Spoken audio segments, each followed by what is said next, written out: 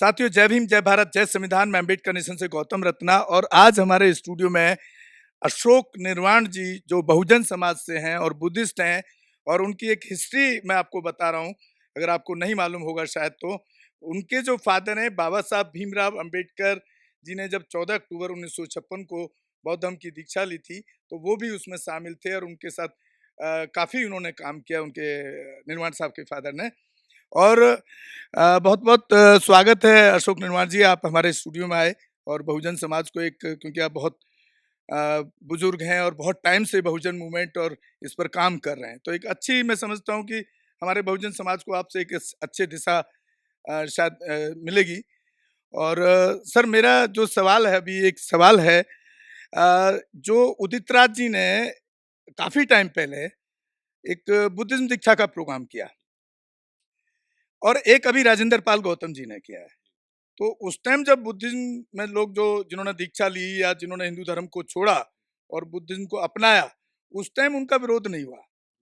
लेकिन आज जब राजेंद्र पाल गौतम ने ये काम किया, तो इतना पूरे देश के अंदर विरोध हो रहा है कि उनके, हिंदुओं के जो साधु बाबा हैं या महंत कह लीजिए या आचार्य, जो भी उनका डेजिग्नेशन है, वो उनको एक गले काटने की बात कर रहा है, इनाम रख रहा है उनकी गर्दन काटने पे, एक उनके जीभ काटने की बात कर रहा है, एक उनको कहता है देश से निकालो, ये बहुत बड़ा आतंकवादी है। तो बाबूजी, आप किस तरह से देखते हैं इस जो ये माहौल बना है, ये जो हमारे बहुजन समाज है उसके फेवर में जाएगा या उसके नेगेटिव में जाएगा, या इन दोनों जो लीडर बहुजन ने ये काम किया है, मैं समझता हूँ काफी अच्छा काम किया है, इसको किस तरह से देखते हैं? मैं इस संबंध में आपको एक बात बताना चाहूँगा। मैं थोड़ा पीछे जाना चाहूँगा। बाबा साहब ने जब धम्म की दीक्षा ली, तो यही 22 प्रतिज्ञाएँ उन्होंने ली और साथ में 3.5 लाख और 4 लाख के आदमी लिए धम्म की दीक्षा ग्रहण की। और हर साल 14 अक्टूबर को या दशहरे को, जिसे हम नहीं मतलब वहाँ उस समय हर साल लेते रहे हैं नागपुर में। लेकिन आज से जब 10 साल पहले दिल्ली की बात मैं करना चाहूँगा ख़ास तौर से, नहीं तो अन्यथा बहुत चर्चा हो जाएँगी, क्योंकि मैं दिल्ली का निवासी हूँ, तो दिल्ली के बारे में ज़्यादा जानता हूँ। डॉक्टर उदित राज जी के संबंध में हम चर्चा कर रहे थे।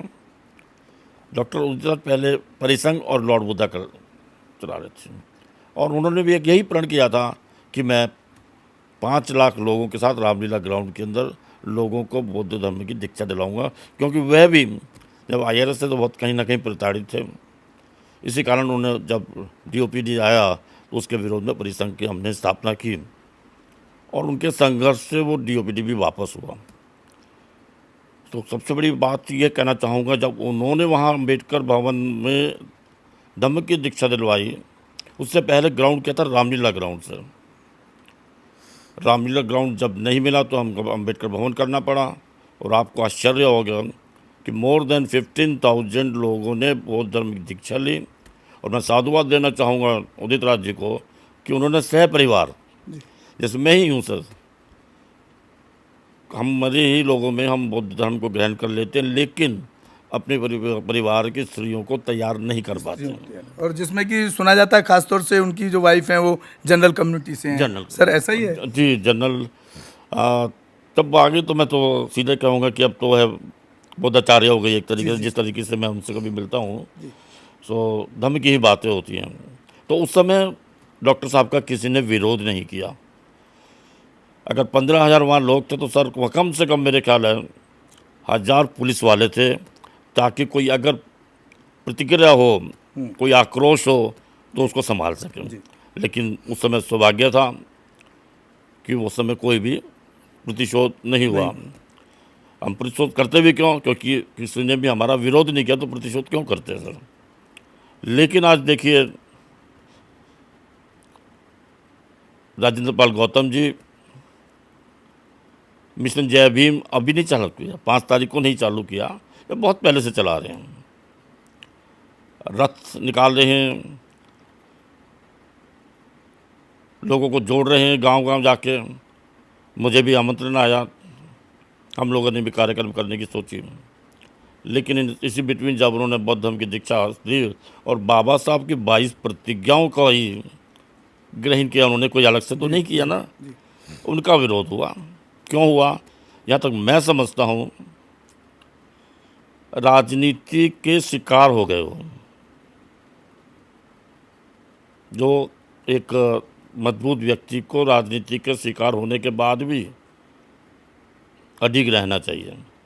और मुझे लगता है सब जब उदित राज साहब ने बौद्ध धर्म की दीक्षा ली थी वो किसी दूसरे पार्टी में नहीं थे शायद। नहीं, कोई पार्टी नहीं थी, सिर्फ लॉर्ड बुद्धा सामाजिक संगठन। सामाजिक संगठन था, क्योंकि राजेंद्र पाल गौतम जी भी एक्चुअली मैं आपको बता दें पूरे के पूरे सामाजिक आंदोलन में जुड़े रहे हैं।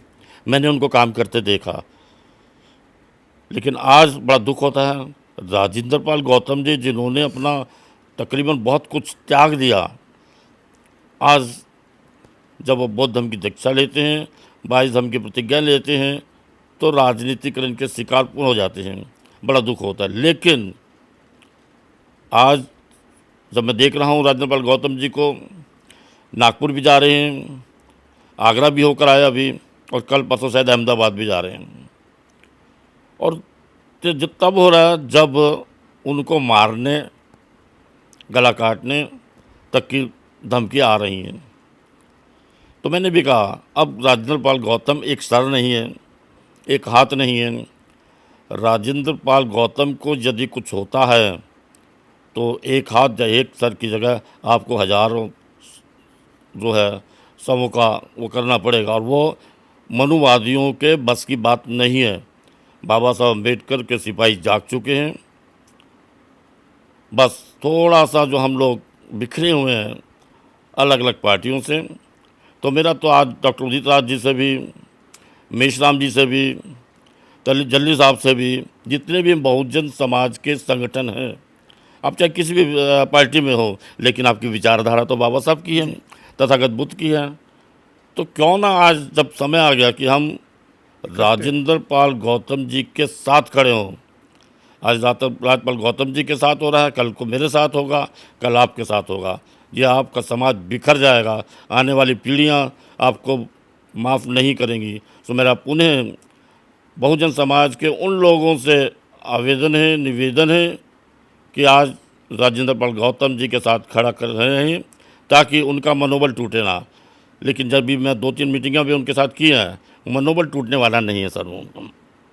लेकिन समय की बात हो जाती है, कई बार कुछ परिस्थितियाँ पैदा हो जाती हैं, कुछ साथी लोग गलत सूचना दे देते हैं। तो लेकिन मैं समझता हूँ कि राजेंद्र पाल गौतम इन चीज़ों की परवाह किए बिना मिशन जय भीम को चालू रखेंगे। तथागत बुद्ध से बाबा साहब अम्बेडकर, पेरियार, ज्योति बाबा फूले, सबका आशीर्वाद में ऐसा लगता है। जब मेरे को भी सपने में कभी राजेंद्र पाल गौतम आ जाते हैं कि ऐसा लगता है कि किसी ने कुछ कर दिया, तो ऐसा लगता है कि राजेंद्र पाल गौतम के सामने सब लोग खड़े हुए।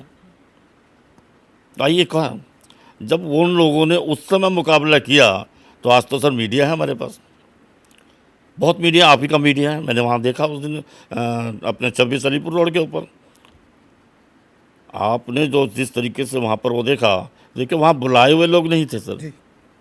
राजेंद्र पाल गौतम हम भी बिना बुलाए, मैं वही कहा, आप भी बिना बुलाए गए थे। और वहाँ जो लोग आए थे, तो मैं समझता हूँ मेरी लाइफ के अंदर इतने धम्म के जो हमारा ध्वज है मैंने नहीं देखे सर। हर व्यक्ति के हाथ में एक नहीं, दोनों हाथ में झंडे मैंने देखे। मातृशक्ति वहाँ थी, बच्चे वहाँ थे, प्रोफेसर थे, डॉक्टर थे। मतलब ये कह सकते हैं सर कि वो धर्म का एजेंडा न होकर के एक धर्म की क्रांति का प्रतीक। बिल्कुल सर, धर्म की क्रांति है, और ये क्रांति आके रहेगी यदि हम लोग इकट्ठे हो जाएं तो। बस सवाल यही है सर, सिर्फ एकजुट होने का समय आ गया है। हम समय हो, सवाल राजेंद्र पाल गौतम का नहीं है, सवाल है धर्म का। यदि अन्य धर्म अपनी बात रखते हैं तो हम क्यों न अपने धर्म की बात करें? क्यों ना हम बाबा साहब अम्बेडकर के दिखाए मार्ग पे चलें? क्यों नहीं माँ सावित्रीबाई फूले, फातिमा शेख के दिखाए मार्ग स्कूलों में शिक्षा के क्षेत्र में आगे बढ़ें? सर एक सवाल और है, क्योंकि आप बहुत बुद्धिजीवी हैं, बहुत पुराने टाइम से काम कर रहे हैं। अभी तक मेरे पास जो अपडेट हैं जो आम बहुजन लोगों के, काफ़ी लोगों का अब ये मानना है कि मेरे पास जो लोग इंक्वायरी कर रहे हैं एक तो बहुत बड़ा इंक्वायरी आ रहा है कि यूथ बड़ा फ़ोन करके पूछ रहा है हाँ कि सर हमको बुद्धिस्ट बनना है, जी तो उसके लिए क्या करना पड़ेगा, सर्टिफिकेट कहाँ से मिलेगा। जी जी जी एक तो ये बड़ा सवाल आ रहा है। जी एक सवाल ये भी बड़ा आ रहा है लोगों का कि गौतम साहब आपके चैनल पे हमने देखा ये वो, और केजरीवाल लाला की दुकान में, मैं केजरीवाल लाला की दुकान बोलता हूँ जी जी आम आदमी पार्टी को मैं सर, मैं तो आपको वहाँ रह हाँ, करके वो सॉरी किस चीज़ को कितना आगे तक ले जा मेरा पाएंगे आपसे मेरा निवेदन यह है कि जी, कितना ले जा पाएंगे मैं सर? किसी लाल और काला की बात नहीं करना चाहता सर। तो नुकसान तो पहुंचाया है, जी हमको नहीं पहुंचाया, अब उसको भी पहुंचेगा निश्चित रूप से। गुजरात के अंदर लाला का मुँह काला होगा, उन्होंने हमारा मुँह काला करने का प्रयास किया। गौतम जी ने क्या किया भाई, उनका आपकी पार्टी के मंत्री थे, आपकी पार्टी को बढ़ावा दे रहे थे। और जिस धर्म में उनका विश्वास है उसको फॉलो कर रहे हैं, बिल्कुल उसमें बिल्कुल क्या आप दिक्कत है? और और बहुत आप रोजाना डॉक्टर अम्बेडकर का हर जगह फोटो चिपका के घूम रहे जी हो। जी जी जी अगर वो उनकी बात को अगर वो फॉलो कर रहे हैं, उनको आदर्श माने, तो इसमें क्या दिक्कत इसका थी? मतलब तो यह हुआ कि जब जनता के बीच में जाते हैं जी तो बाबा साहब के ऊपर मालाएं डालते हैं, और जब घर जाते हैं तो माला उतार देते हैं। निश्चित रूप से भ्रमित हो गए थे पंजाब के लोग। तो मैं नाम नहीं लेना चाहता, उनसे भी मेरा पुनः अनुरोध है कि वह पुनः अपनी गलती को सुधारें, अन्यथा अभी आप 2 स्टेट का है, आपके पास एमसीडी में भी 50 सीटें नहीं आने वाली। दिल्ली की बात कर रहा हूँ सर, लोगों में बहुत आक्रोश है, बहुत आक्रोश है दिल्ली के अंदर। और यदि राजेंद्र पाल गौतम को या डॉक्टर उदित राज जी को या मिशन को चलाने वाले किसी व्यक्ति को भी शारीरिक चोट पहुँचाए, आपने मानसिक चोट तो बचाने की कोशिश की, अगर शारीरिक चोट बचाई तो इस देश के अंदर बवाल खड़ा हो जाएगा, और उस बवाल की जिम्मेदार जो बौद्ध धर्म का विरोध कर रहे हैं उनके ऊपर जिम्मेवारी वही होगी, जिम्मेदार होंगे। क्योंकि भारत बौद्ध में ही देश था। सर अब देखिए ना, 22 प्रतिज्ञा मेरे को भी 22 प्रतिज्ञाएँ अन्य देशों के अंदर नहीं ली जाती सर। बाबा साहब और डॉक्टर अम्बेडकर जी ने 22 प्रतिज्ञाएँ क्यों ली, उसका एक कारण था सर। जी भारत के अंदर हिंदू धर्म में खास तौर से जाति व्यवस्था ऐसी थी कि धर्म में रहते हुए भी हम लोगों को प्रताड़ित करते किया। हिंदू समझते ही नहीं हाँ, थे, हिंदू मानते ही नहीं। हिंदू, लेकिन हम अपने आप को हिंदू कहते थे। जब वहाँ प्रताड़ना होती थी तो जब 4 लोग इकट्ठे हो जाया करते थे, वहीं से वो कारण। कई बार जो भी संघर्ष होता है ना सर, संघर्ष धीमा पड़ जाता है लेकिन मरता नहीं है। तो बाबा साहब अम्बेडकर का जो मिशन था वो तो कभी धीमा पड़ा ही नहीं सर, लेकिन मीडिया नहीं था हमारे पास, इसलिए लोगों को लगा धीमा पड़ा। आज जब उनको ये जागरूक पता लग गया कि बाबा साहब अम्बेडकर का मिशन न केवल भारत के अंदर सर, आज आप कनाडा चले जाइए, यूके चले जाइए, मेरे बहुत मित्र आते हैं बताते हैं, कह रहे हैं इतने बुद्ध विहार तुम्हारे दिल्ली में नहीं होंगे जितने हमारे शहरों में हैं। ये किन की देन है? बाबा साहब अम्बेडकर की देन है। आज मैं आपके सामने बैठा हूँ, आप मेरा इंटरव्यू ले रहे हैं, ये देन बाबा साहब की देन है, राइट सर। लेकिन कुछ चंद लोगों के कारण आज ये मिशन को कमज़ोर करने का प्रयास किया गया, जयचंद बना दिए गए, और टाइम आएगा दलित पैंथर की तरह इन जयचंदों का भी नाश किया जाएगा। साहब एक जैसे अपने जो पिताजी थे आपके बाबूजी हमारे, जी जी जिस तरह से बाबा साहब के साथ हो रहे, जी जी जी तो कोई ऐसे ऐतिहासिक संदेश आप बहुजन समाज को देना चाहेंगे जो अपने बाबूजी से और जो बाबा साहब से प्रभावित होकर के उन्होंने आपको दिया हो?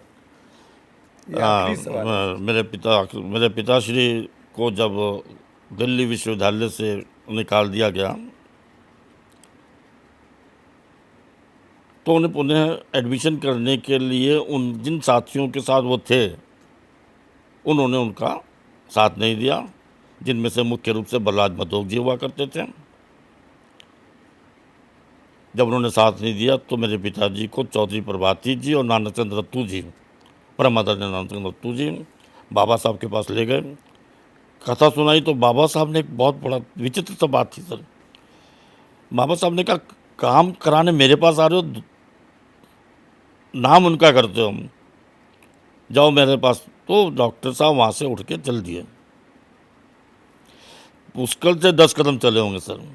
डॉक्टर साहब ने बाबा प्रभाती को, नानक चंद्रतू जी को कहा, बुलाओ, ऐसे ही बच्चा मेरे को चाहिए जो स्वाभिमानी हो। तो उन्होंने वापस आए, लिए उन्होंने।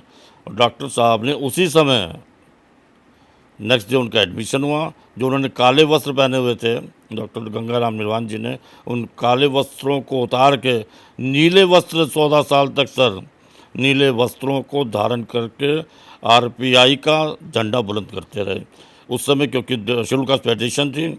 उसके बाद आरपीआई आई और आरपीआई के बाद मान्यवर काशीराम जी ने उसी के रूप में बीएसपी की स्थापना की। सो आज पार्टियां हमारी नहीं है, लेकिन आज हमारे जो कार्यकर्ता हैं इतने हो गए कि यदि एक झंडे के नीचे सब आ गए तो गौतम साहब, इस देश के अंदर इतिहास रचा जाएगा कि इस देश का प्राइम मिनिस्टर दलित समाज से होगा। सॉरी, दलित बोल रहा हूँ, वंचित समाज से होगा। अब हम दलित नहीं रहे, शिक्षित हैं हर तरीके से भी। शारीरिक रूप से देखो आज हमारे साथ कितने आप जैसे कितने बड़े लंबे चौड़े व्यक्ति हैं और किसी से डरने वाले नहीं हैं। मैं तो फूलन देवी का भी यहाँ जिक्र करना चाहूँगा। मैंने किया तो कई लोगों ने मेरे को थोड़ा आरोप करा। जब फूलन देवी को ने देखा कि माँ सावित्रीबाई फूले ने कलम उठाई तो कितना बड़ा परिवर्तन आया, और जब उनके साथ अन्याय हुआ और कलम उनके काम नहीं आ रही थी तो उन्होंने कलम की जगह बंदूक उठाई और बंदूक उठा के प्रतिशोध किया। और देखिए वो बोलती हैं, इस बंदूक ने और कलम ने मुझे इतनी ताकत दी कि मैं संसद में पहुंची, और संसद में पहुंचकर उन्होंने न केवल वंचित समाज की महिलाओं के विषय को रखा, बल्कि समस्त महिलाओं के शोषण के विरोध में आवाज़ उठाती रही।